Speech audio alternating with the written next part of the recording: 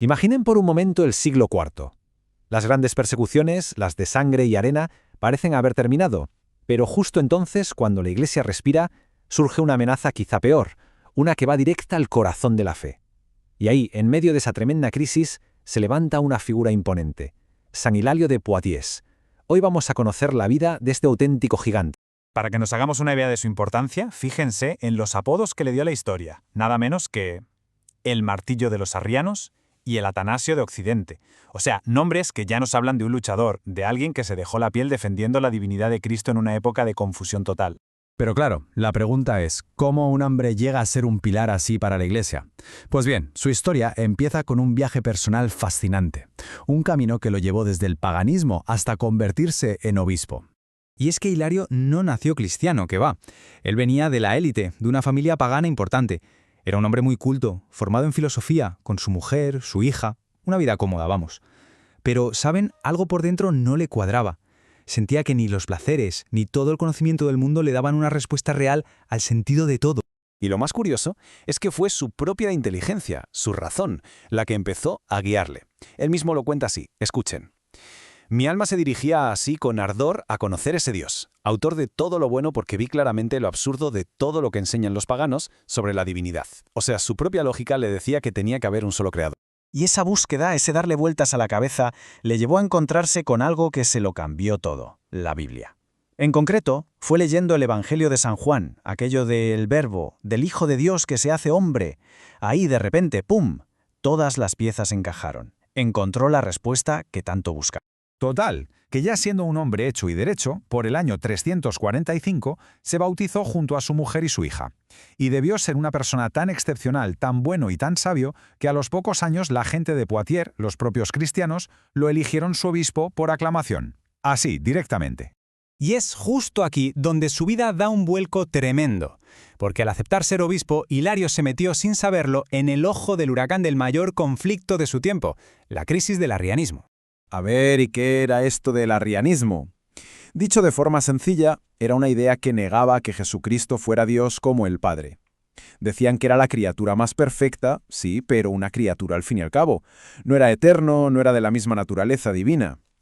Claro, esto se cargaba por completo el núcleo de la fe cristiana.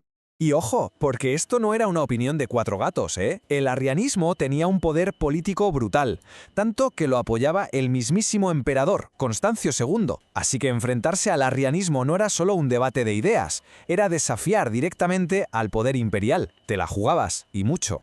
Bueno, pues vamos a ver cómo se las apañó Hilario ante semejante panorama.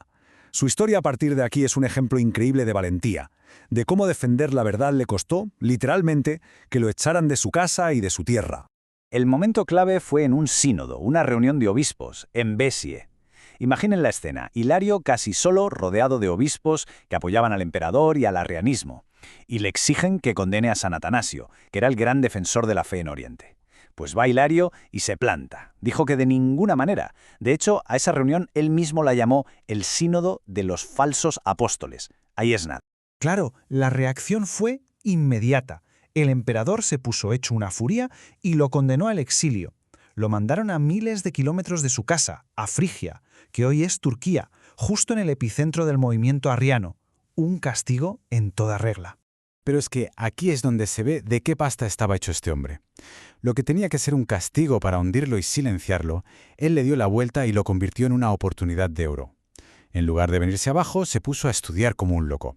Aprendió griego, se empapó de los grandes teólogos de Oriente y escribió su obra cumbre, sobre la Trinidad, un libro que es un pilar para toda la teología de Occidente.